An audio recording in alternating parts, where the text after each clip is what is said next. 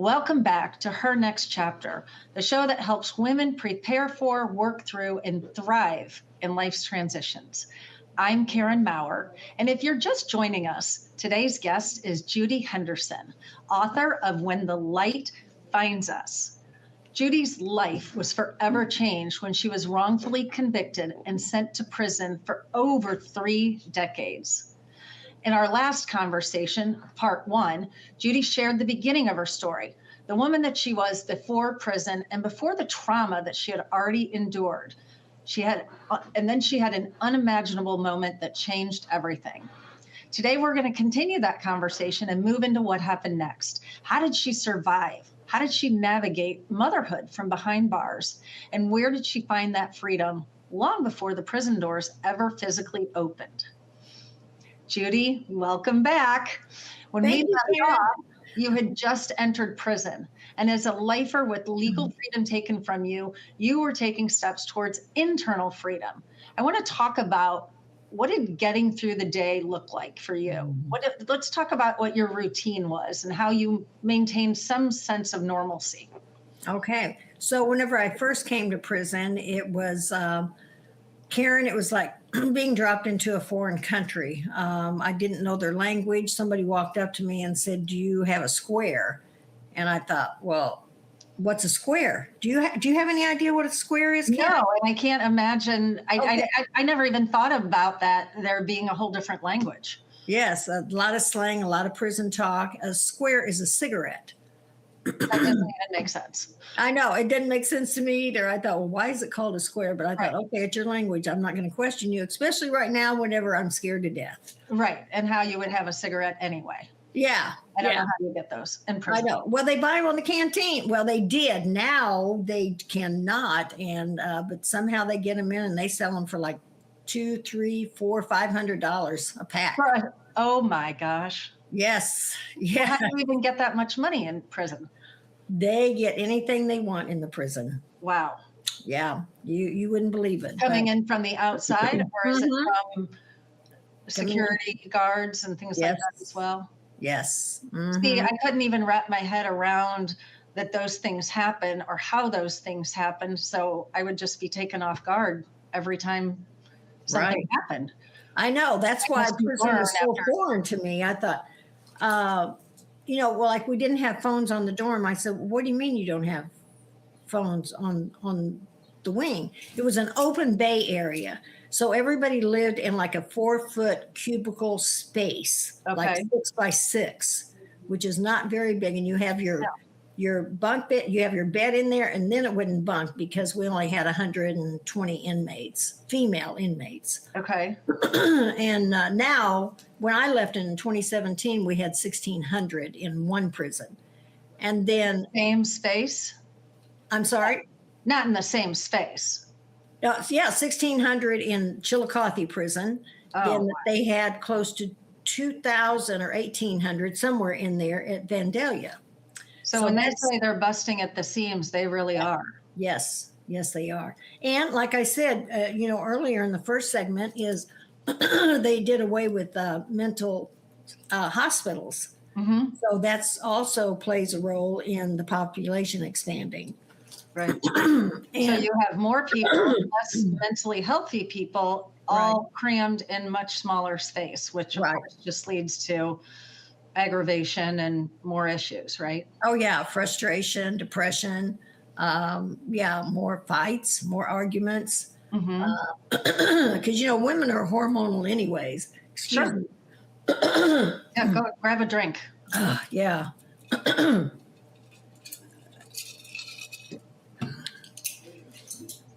So whenever I first got there, they do what they call orientation. So they put you in put you in a blue jumpsuit, and you were kept down in the basement in cells, in just regular jail cells. Okay. And then for meal times, they let you out and you go in single file up to the dining room. And as you're going through this dining room and down the hallway, you hear all these cat calls, and you hear these other women that look like stud broads, look like men, and say, "Oh, new fish." They call us fish. New fish, I want her. Hey, Blondie, I want you. You're going to be mine. And, so of course you're automatically just cringing and you're scared Right. to death. What do you mean? What's And going to looking happen? over your shoulder. Yeah. Yeah. What do you mean by that? And so, you have nightmares when you're laying in your cot at night thinking, well, what's going to happen to me when they let me out of orientation and they put me in population? Right. Because when you're in the cell, at least you've got a little protection from all of that. But then when you're in general population, you're susceptible to anything. Yeah, you're vulnerable. You're out in the open. Vulnerable. And like I said, we had open dorm style living, and we had like a huge 2 big columns in the middle of the whole big dorm. And at night when the lights go out, you don't know what's going to happen. Right. God forbid if you have to get up and go potty. Yeah. I did that. I went to because I didn't know I had to go. Went and brushed my teeth before I went to bed, and I did not know that lights out at a certain time. And I was in there brushing my teeth, bent over, and somebody grabbed me from behind. And I thought, I was just petrified. I was just stiff. And then pretty soon somebody walks through the door quickly and tells them, let go of her. She's going to be mine. Oh. Yeah. And I looked over at them and I thought, oh my God, what's going to happen now? And so as soon as that person let go of me, I ran back into my unit and into my cubicle. And then, but that's something you have to learn to navigate, because that's something that's very susceptible of happening. Right. And because whenever you go into the bathroom, there is a washer dryer in there. There's open. It's just like an open area too. There's stalls where you can go to the bathroom. And then there's shower curtains in front of the showers where you can shower, but you have to undress and everything in that area. Right. So again, you're just vulnerable to anything. Yes. And then whenever you have visits or anytime an officer wants to strip search you, they can do it on command. And you have to remove all your clothes. You have to squat and cough. And then you have to bend over and pull your cheeks apart. My goodness. Oh my gosh. It was humiliating. And when you go back to your earlier years of abuse and not having any control then as a child, and it's just carried through with you of how did you get through constantly being a victim? You've got some mantras that you say that you used to say over and over to you to keep you from giving up. What were those? I would say, don't get bitter, get better. With anger, don't get bitter, get better. And I kept believing that I would learn how to navigate this. And then one of the women that befriended me that I was with in the county jail, she came. Well, come to find out, she was a criminal. I mean, she was a career criminal. So she was going back and forth into and out of prison. So she knew the system very well, and she was used to carrying a shank. And I'm sure you've heard what a shank is. Yes. And for those audience members that do not know, it's a razor blade melted inside of a toothbrush handle. And that's what they use when they have fights or you don't want to cause harm to somebody. So I found out later by another lifer, it's probably not too long after I was there, a few months, and that she had taken a contract that my co-defendant put out on me to take my life because he was not sure if I would go back and testify against him. Wow. Yeah. And so I found out about this. So I told another lifer, I said, hey, I thought I've got to do something before she does something to me. I've got to end this now. And I didn't know how to fit into population. Because like I said, I was always polite. I always smiled all the time. Well, they take kindness for weakness. So if you're kind and they see that you're like this, that you have that personality, they take that and as you can be very, they can intimidate you very easily. Well, and you were also unique because when we were getting ready to talk about your routine, it was very important to you to still, brush your hair and do your hair and what you could of your makeup and, still present yourself as a put together package. And Right. I imagine that in itself made you vulnerable to being picked on and teased. But yet that gave you, some dignity and pride in yourself, of course. You are so right, Karen. You just hit it on the nail. And I even had a lieutenant call me down to his office one morning early, about 2 or 3 o'clock in the morning, and tell me, Judy, I just want you to know ahead of time that you're going to have a hard row to hoe here. And I said, what do you mean? He said, because even the female staff do not like you. Oh. And I said, well, they don't even know me. They've not done anything. Brushed your hair and had some pride in yourself? Yeah, I had one officer given a direct order from their subordinates. It was a sergeant. She was a CO1, and it was a sergeant and a captain that told her before the day was up, they wanted her to write me up for bribing an officer. They said, I don't care how you do it, what conversation you have with her. And she told me this years later when she became a captain. She came clean with me about it.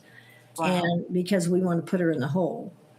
And so that's what she did. She wrote me. I just walked up to the gate and I don't know, we were talking about something about when do we get to make phone calls or, what time do we do that or something trivial. Right. And then they called me down to the sergeant's office and give me this write-up. And I was dumbfounded. I said, shocked again. Yeah, what do you mean a bribery for what? And they said, well, you bribed the officer and she wrote you up for it. And yeah, so I went to team and they put me in the hole, solitary confinement. Yeah. How many days in the 36 years do you think you were in solitary confinement? My first 5 years, probably about 20 some. Yeah. And you think that, and mostly from probably defending yourself, right? And establishing position with the other population. Yeah, they were always the officers were always tossing what they call tossing your cell, where they pull everything out of your locker and throw it on the bed, tear apart your bed, and they could not. Sometimes there was nothing they were looking for. They just wanted to show they had control. Intimidate you. Yeah. Yeah. But anyway, so I had that lifer. I decided I had to take this, this contract into my own hands. And so I had them stand at the door in what we call hold bust, don't let anybody in the bathroom. And so I called for the, Pam was her name. I called her into the bathroom. I said, hey, I want to talk to you about something. There was a long bench that we sat in front of the showers to put our shower bags and everything on. And so we sat down there and I made sure I put her on my left because I'm right-handed. And yeah, I mean, being premeditated here. Yeah, I had to really methodically think about this. Yeah. Because this was my one shot. Literally. And, but it came into my mind how my ex-husband used to hit me, in the face and hit me hard because I didn't know it was coming. And so whenever I saw him pull back his arm like this and come at me, then that's what I was going to do to her. She would never see it coming, but I would just be very calmly. And I talked to her. I said, hey, Pam, there's something I need to talk to you about. And it has to do with, and that's whenever I swung around and just hit her as hard as I could, knocked her off the bench, stood up quickly, kicked her in the side and flipped her over. And she came up and I stood back because I knew she was going to come up with a shank. So I had all this played out in my mind. Oh my gosh. And sure enough, she did. And so I grabbed both wrists as quickly as I could and slung her over on the washer and dryer and knocked it out of her hand. That lifer come running in, grabbed it. And about that time, the E-Squad come running in. And because they heard the commotion. And they grabbed both of us and took us straight to the hole. And but they ended up transferring her to Kansas. And that's where she ended up cutting a girl's face up pretty bad. Oh my goodness. Yeah. And for those of you who don't see the video or don't know Judy, you are a petite woman, a lovely, beautiful petite woman. So the internal strength that must have been coming through your body of, I am not letting someone take me out by way of contract. I just can't even visualize. I mean, it's got to be amazing, that strength. Yes, it was. It's amazing what God gives you when you need it. Right. Right. Thank you, Jesus. Exactly. Well, my next question was going to be what surprised you most about yourself, but I bet that surprised you. It did surprise me. And then the other thing that really surprised me is that I built this inner strength up. Oh, sorry. I'm sorry. Let's go back a minute. You were saying, what was the other thing that surprised you most? That the other thing that surprised me most about myself is I started building this inner strength within me that I'm going to stand up for myself now. Now's the time. I've had enough of this crap all my life, and now here I am, and he tries to take me out. No, we are changing chapters here.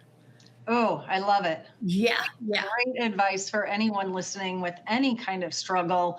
Yep. And, when everything's up against you, that's where you have to dig deep and find that strength of, I'm not going to let it happen.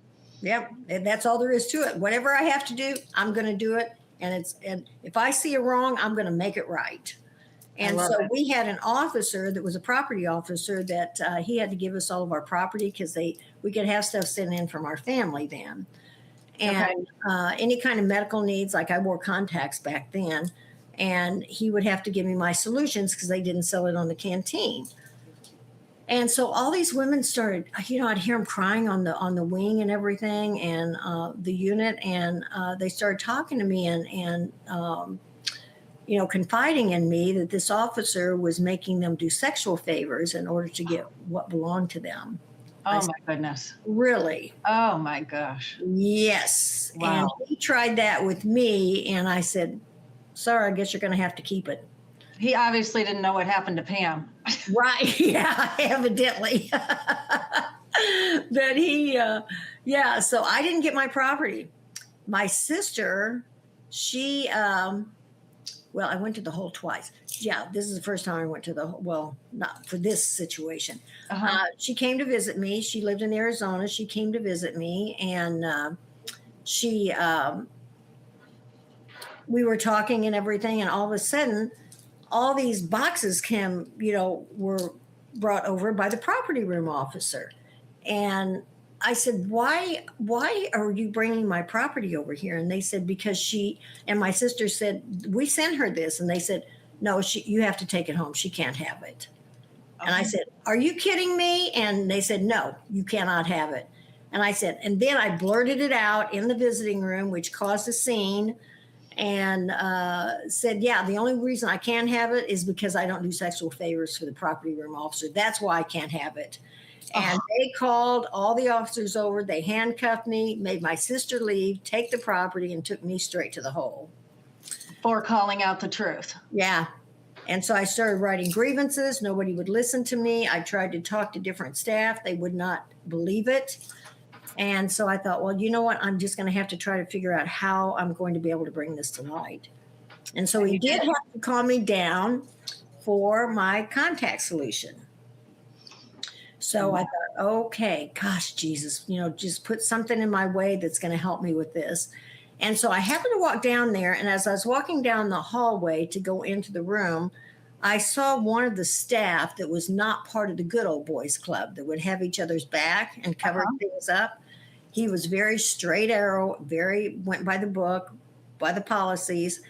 And I thought, oh God, if he could just come by this door at the right moment, then this is my opportunity. And so I went in. Fred was his name. He said, are you going to, he said, here's your contact solution. What are you going to give me for it? And I said, you know what? Whatever you want. Because I knew that Earl Engelbrecht, the case manager that was coming down the hallway, was about ready to hit that door. And he grabbed me and he started kissing me. And I was facing the door, and he walked by right at that moment. I mean, the moment was perfect. Oh my gosh. Yes. And so Yeah, I went up to my cell and I knew it was a matter of just a few minutes before I'd be called to the warden's office. And sure enough, it was just a few minutes. And they called me down, walked in. There was the investigator, the assistant warden, the Fred, the property room officer, the caseworker that saw it. And I went in and the warden said, Judy, were you just kissing the property room officer? I said, no, he was kissing me. And he jumped up, Fred jumped up and he said, I was not. She's lying. She's a manipulator. You know that. And I said, okay, I request a PSE. And that is a stress lie detector test with your voice. Yeah. And you have the right to request that. Yes, I did have the right. And I said, I will take it. And they said, Fred, will you take it? And he said, no. Oh. And so they said, okay. And so I took it. I passed it. They gave him early retirement and I went to solitary confinement. Oh my gosh. Yeah. Unbelievable.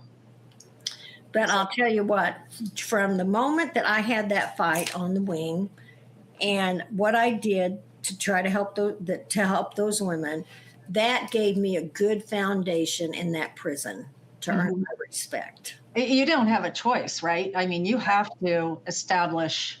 You do. If not, they're just going to completely take advantage of you. You're not going to survive. Yes. Yes. So once you establish that foundation, and at this point you had been transferred from Missouri to Arizona, so you're farther away from your family, and you're at least establishing this foundation and getting some respect. Mm-hmm. You stepped into the library. And that's where then you worked on all these great books and resources that you had. So you said you got your GED and then you started taking college courses. Mm-hmm. What else did you do for the population and just to help everybody get through the day? Well, while I was there, of course, they transferred me to Arizona because of the Fred situation. They said they're going to move me to prison where they send all the incorrigibles from all the prisons in the state. Yeah. And so, so now you're with a whole new level of population. Yeah. The most dangerous in the United States was sent there. Okay. And they said, we don't want you, that close to your family. And so my mom ended up sending my sister and two brothers out there. Okay. And two of them still live there. Wow. My sister and brother. And sent them out to be closer to you. Yeah. To live. Yeah. And so they were out there. But the prison out there was so different. Arizona is a wealthy state. And even though they consider Arizona a work state where inmates have to work more so than rehabilitate, it's just the opposite because they have so much money. They do all kinds of rehabilitation, have all kinds of counseling for you. I took adults molested as children.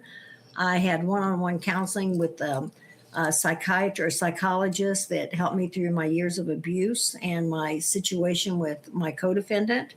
And how, because I blame myself for the victim's death. And it was devastating. I didn't know how I was going to live with seeing that. Sure. And also being shot myself. And, but it was such a wealthy state. I did a proposal to administration to open a beauty shop. And I became the only hairdresser in the prison. Wow. I became president of the Long Timers Organization, and we started doing activities and stuff in the visiting room for the women's children. We started all kinds of parenting classes for them. And I started what we call WAVE. We named it Women Against Violence Group. That it was so powerful and so instrumental in helping these women that the governor's office he created a task force for domestic violence in the state. And he sent representatives to sit in on my classes, on my, meetings that we'd have.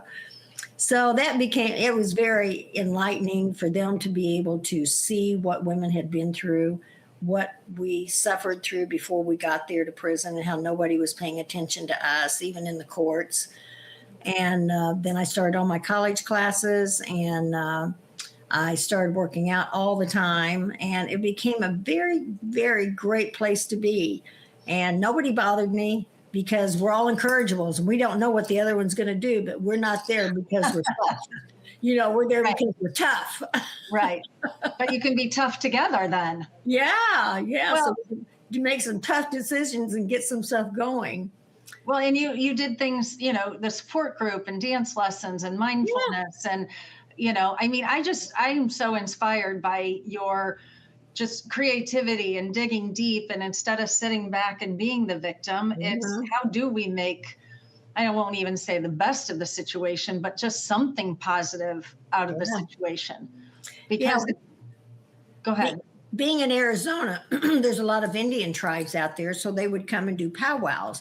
Well, they would pick an inmate to teach the dances to, and then they would teach the population. So I was the one that they picked to learn these dances, these powwows, and teach them.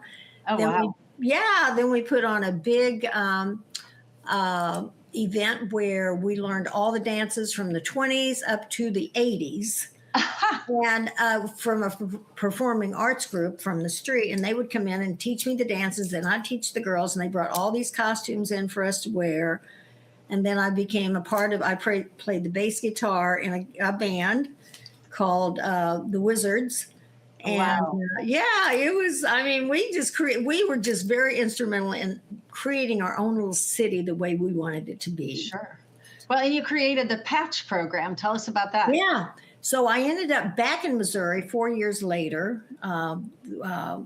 And the only way my attorney, he said, he got a hold of Missouri. They said, no, we don't want her back in our state. She will never be in our state. And we were getting ready to file an appeal. And he had to have me back in the state for that reason. And so he got the courts to approve for me to come back, which, they threw me on a plane, handcuffed, shackled, leg chains, belly chains.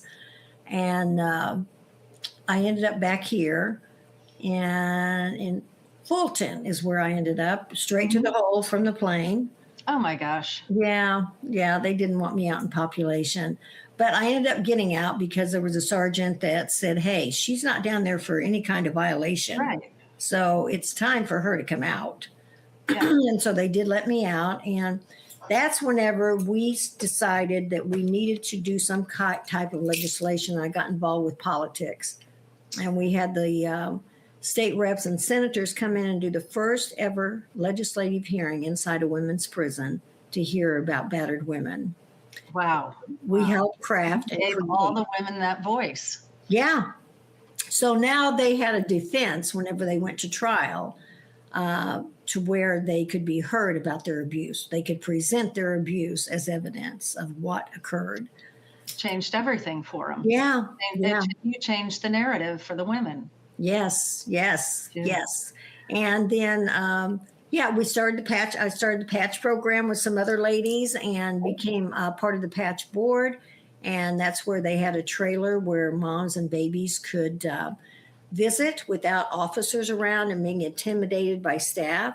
And they could cook a meal together, watch movies together, play games together. And so we did that for them. A healthy moment. Yes. And we did a walkathon once a year to support that. We'd have donors on the outside pay for each mile we walked, and that was part of our funding. And then we realized that mothers did not really know how to be mothers, so we needed to start parenting classes to teach them signs to look for in their children, what their children's love language was, how to get your children to open up to you and to trust you. Sure. And to understand that, how much you love them. This was just a moment in your life and things were going to be much better, and to encourage them to continue on a good path. And so I got involved with 4-H Life, which was a federal grant through one of the universities in Missouri.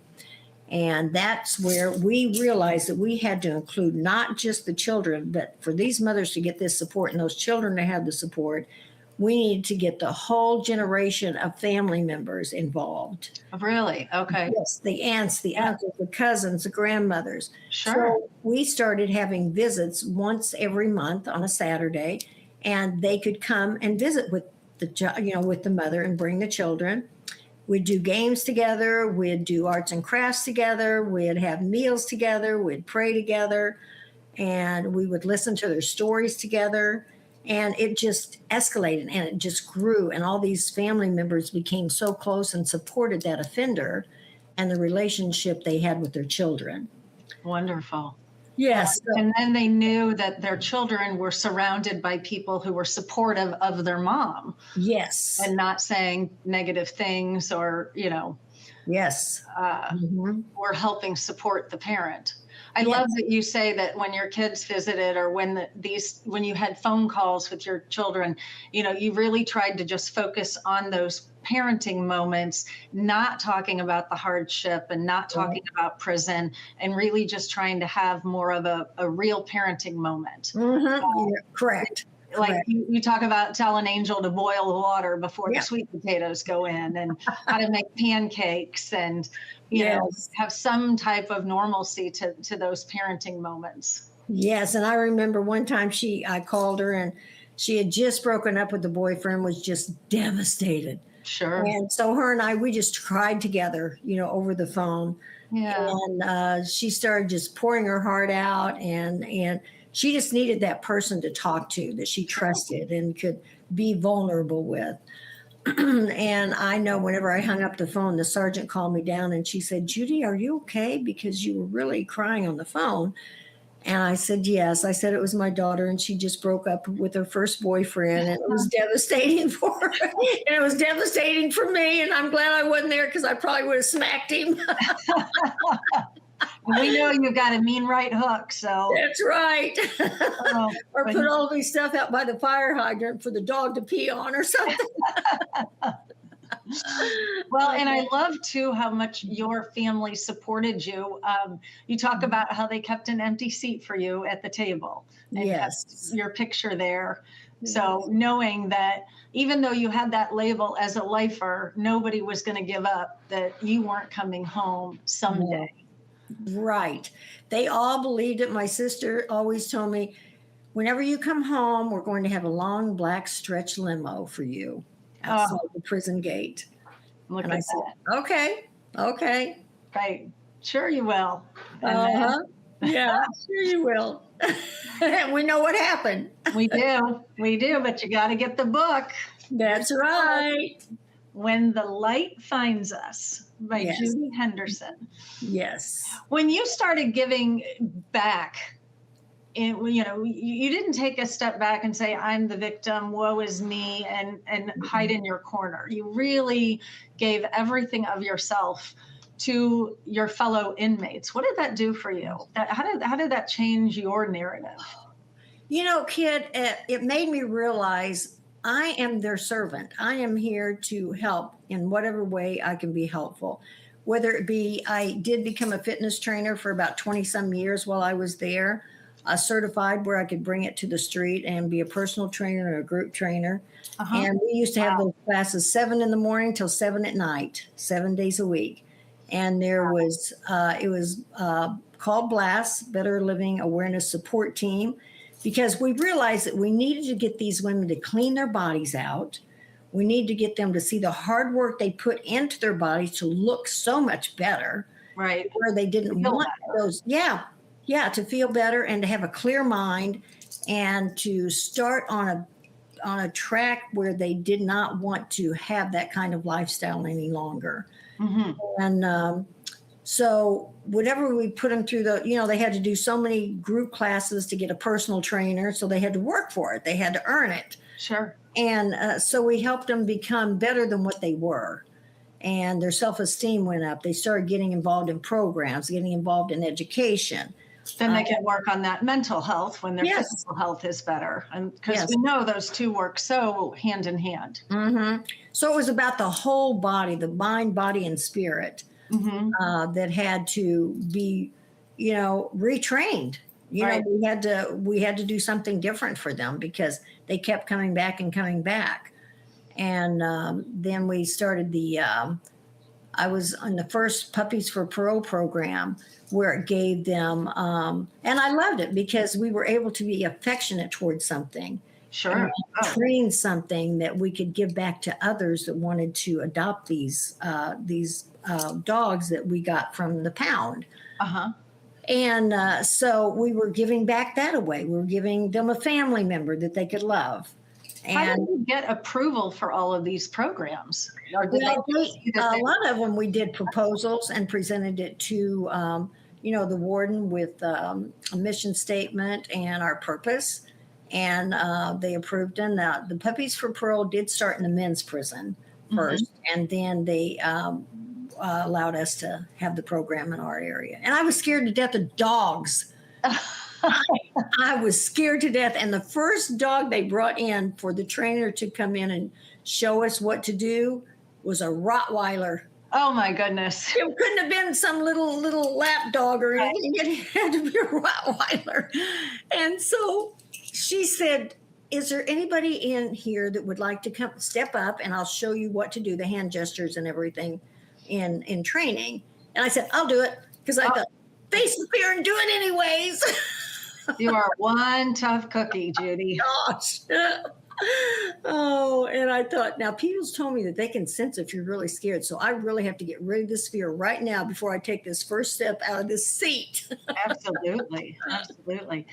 But you really developed a voice for yourself. You really pivoted and took being a victim and turned it around to have a voice for yourself, and a voice teaching others to have a voice for themselves as well. Correct. And with that voice, you took accountability. You admit you had a choice, to the point that you sent the victim's family a letter.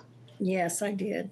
Well, and just the healing that must have provided for you and for them. Right. And I think it did, because most letters, you have to send it through the victims. They had a victims group that viewed the letters, and if it was anything about you and your selfishness, they would send it back to you and tell you to rewrite it. It has to be only about the victims. Okay. And so I sent them that letter, and I never received it back. I did it from my heart. I felt it. I felt their tears. I felt their agony. But then I felt a closure. Right. And everybody needed that.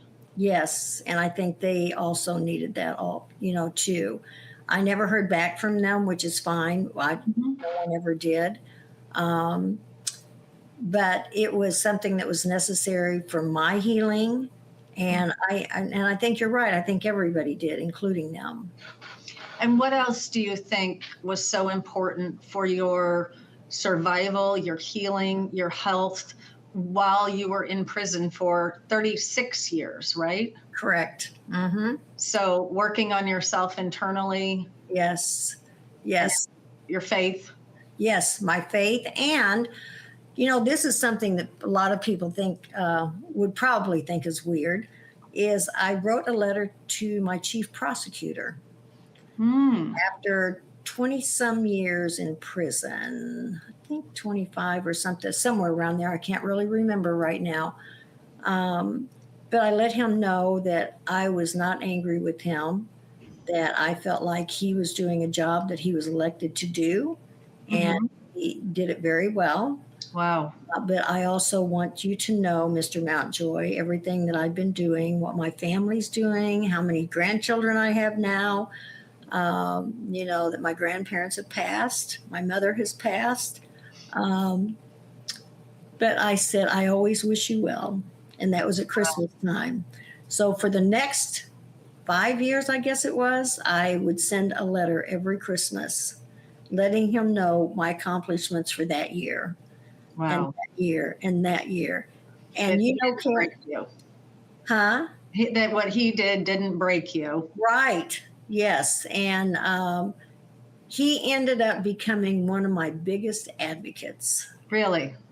Yes, he contacted the governor's office through other means that he navigated, and said that I want to do everything I can to get Judy out of prison, because he said the only case I've ever had nightmares about was hers. And I met with him. It'll get you. Do what? I said that guilt will get you. Yeah. His guilt got him. Yes. And then after I got out, we had coffee together. Oh, wow. Yeah. That forgiveness in your heart and in your soul is amazing and contagious. Yeah. It probably makes all of us think, maybe who we could all write a letter to, or who we Yeah. could say something to. Yeah. Yeah. Yeah. And people should think about that. Who Yeah. is in your life that's maybe keeping you from moving forward? Right. And Maybe something you don't know. right. And what can we learn from your story that we could apply to our own lives? Mm-hmm. Well, we know along with that, there were some other turns of events for you, as we're obviously talking about you at home as a free woman. But your freedom didn't begin just the day you walked out of prison. We know it started long before that. So there's so much more to your journey than what we've covered in these 2 podcasts. I encourage you to please, listeners, share them with someone that you think might get a little nugget of inspiration from Judy's courage and her strength. I certainly encourage all of you to read When the Light Finds Us by Judy Henderson. And you can get it on Amazon or the bookstore. Judy, your story is certainly one of resilience and faith. It's transformative in the most unimaginable circumstances. I'm so grateful for your courage and that you shared it with me and my listeners. And if you would please indulge me just a little bit, would you read to us the last paragraph on page 173 that for me just sums it all up? Yes, I will. The world might still judge me, but their labels could no longer diminish the worth I'd discovered within. I had become someone inmates naturally sought for guidance and fairness, and more importantly, someone I could respect when I looked in the mirror. And we know the most powerful freedom is the one that begins within us. Yes. This is Karen Maurer, and I will see you next time on Her Next Chapter.